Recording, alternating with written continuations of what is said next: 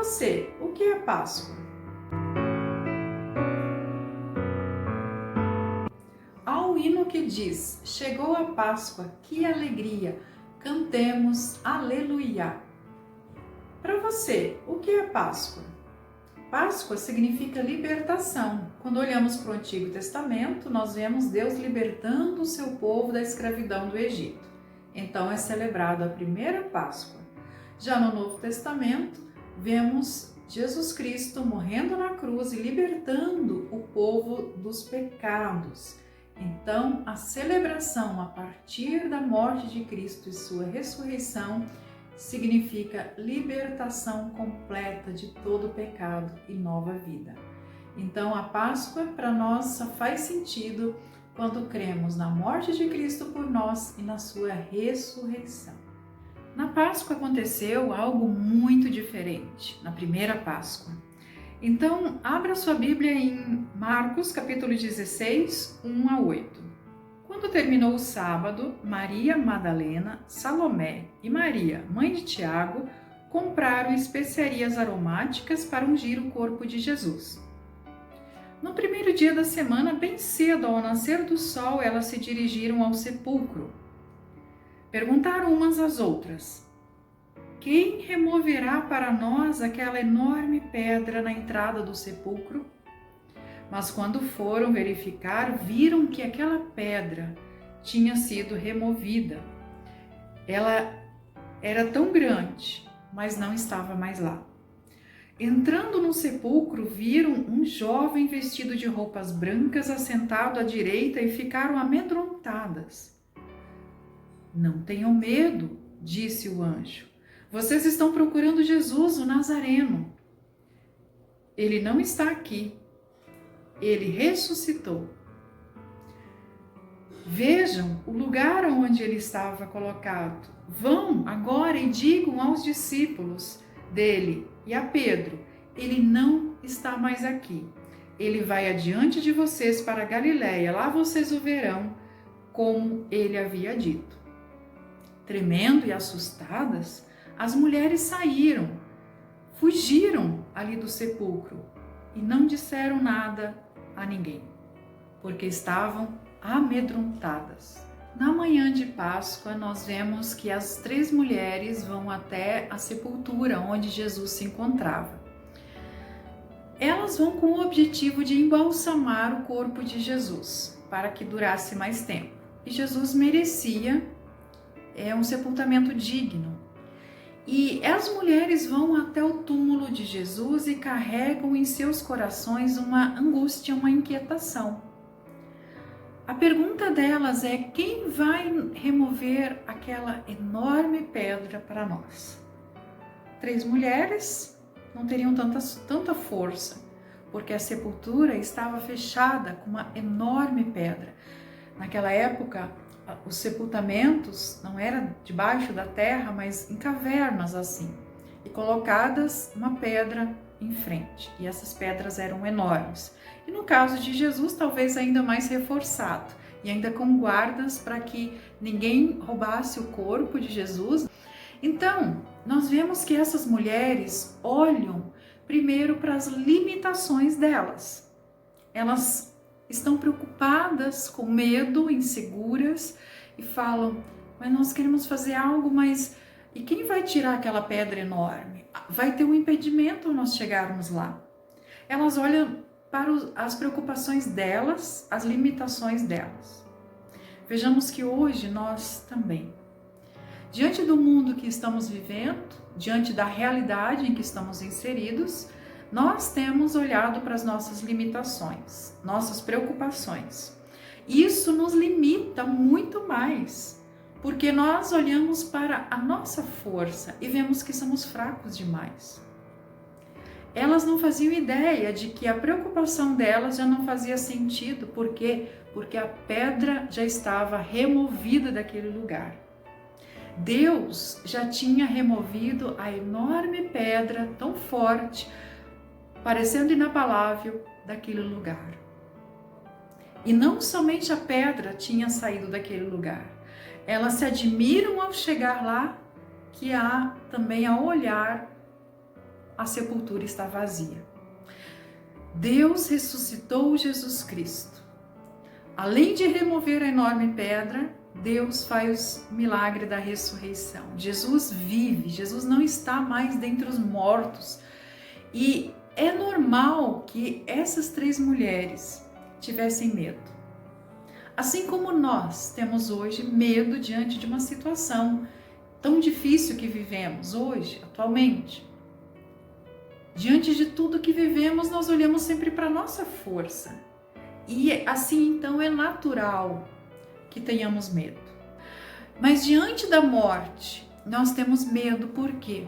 Porque a morte não foi criação e ideia de Deus. É fruto do pecado.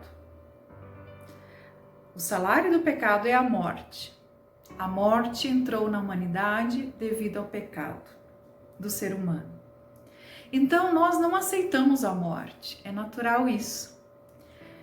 Eu lembro, na minha infância, o meu primeiro contato com a morte. Eu tinha uns 5, 6 anos. E naquela época, as escolas de interior eram muito pequenas.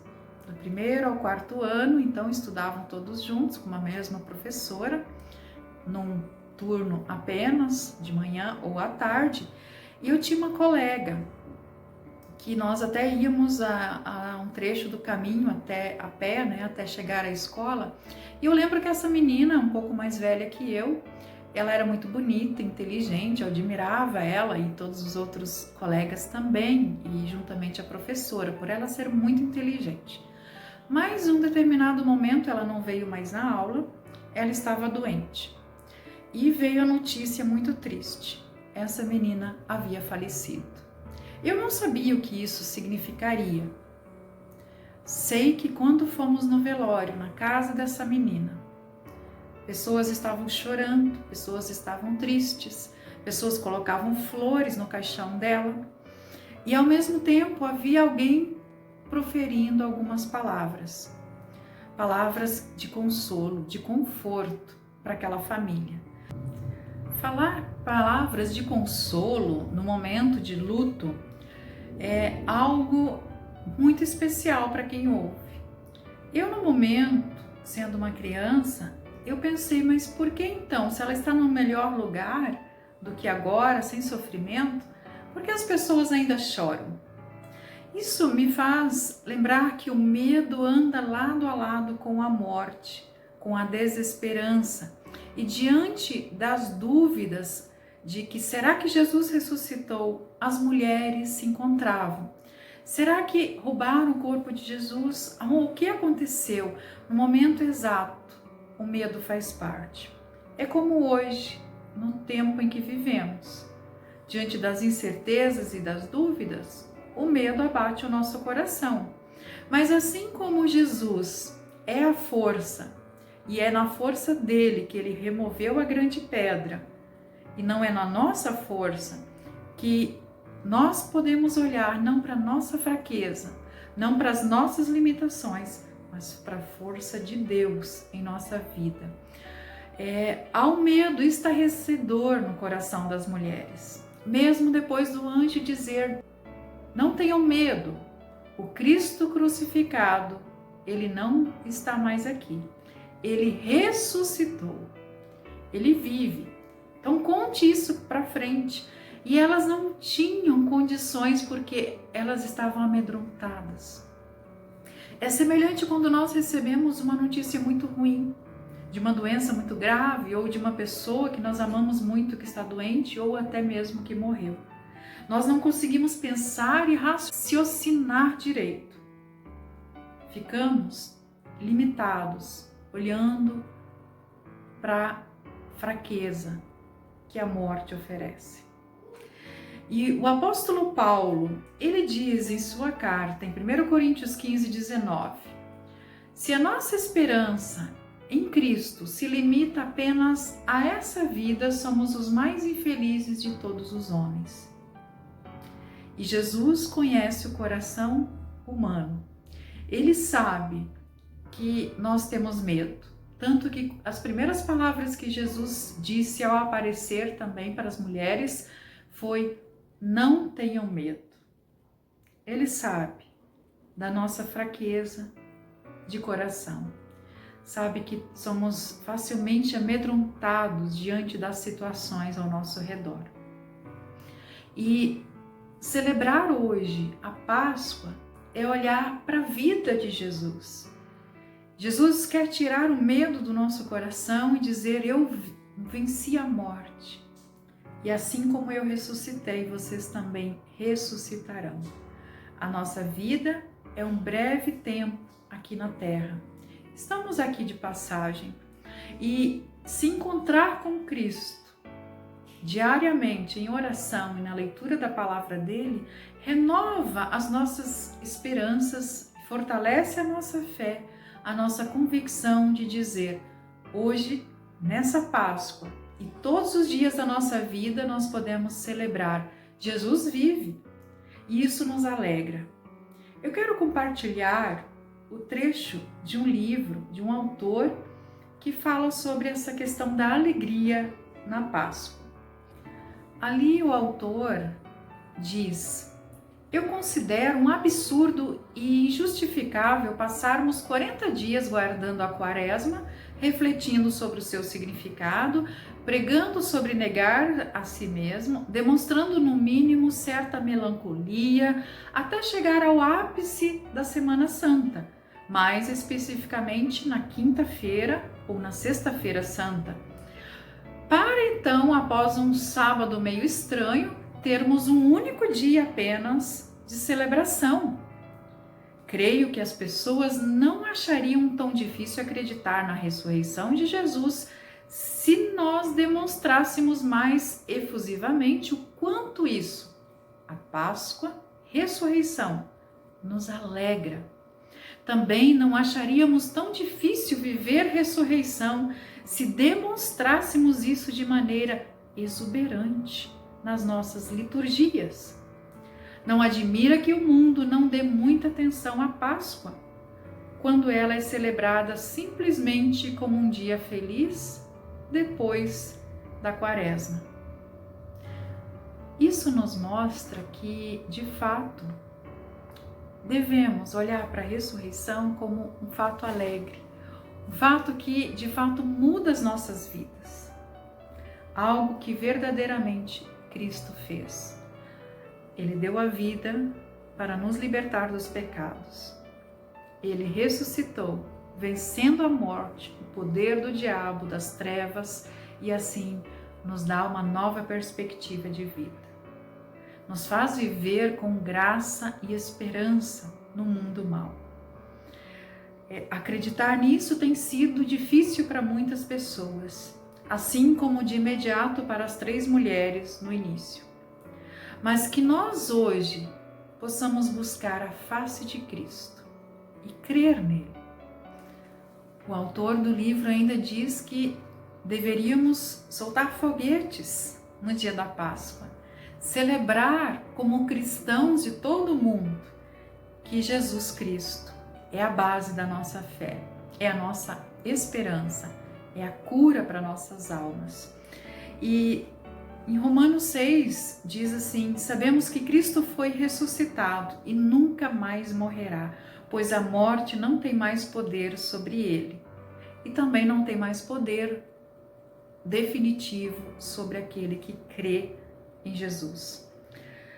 Assim que nós possamos, como igreja cristã, vivenciar a Páscoa todos os dias da nossa vida, que possamos ser testemunhas que mostram ao mundo que de fato nós cremos no Jesus ressurreto, ressuscitado dentre os mortos e que vive, que age em nosso coração, através da minha vida, através da sua vida, através da vida da sua igreja que ele instituiu para estar no mundo, que faz a diferença no mundo, que compreende, que tem compaixão, que se importa com o próximo. Que assim também a nossa vida possa irradiar a luz de Cristo. Sejamos sal e luz nesse mundo, onde Jesus Cristo vive e reina no coração de todo aquele que crê. Convido você a abrir seu coração. Se você ainda não sente a alegria da ressurreição de Cristo, ore e peça. Deus te dará. Senhor Jesus, nessa manhã de Páscoa, nós somos convidados a celebrar a vida sobre a morte. Jesus ressuscitou. Celebramos, ó Deus, que o Senhor pode vencer a doença, pode vencer a morte, a tristeza do coração daqueles que estão em melancolia e depressão. Esteja, Senhor Deus, nos abençoando com a Tua alegria. Aqueles que hoje não conseguem experimentar a Tua alegria, que o Senhor toque esses corações e enche o coração deles também de alegria, que possam juntar a família e celebrar juntos a ressurreição de Cristo, que o aceitou, que o perdoou e que quer viver em nossos corações e nos dar vida abundante. Assim oramos em nome de Jesus. Amém. Que Deus abençoe a sua vida. Feliz Páscoa!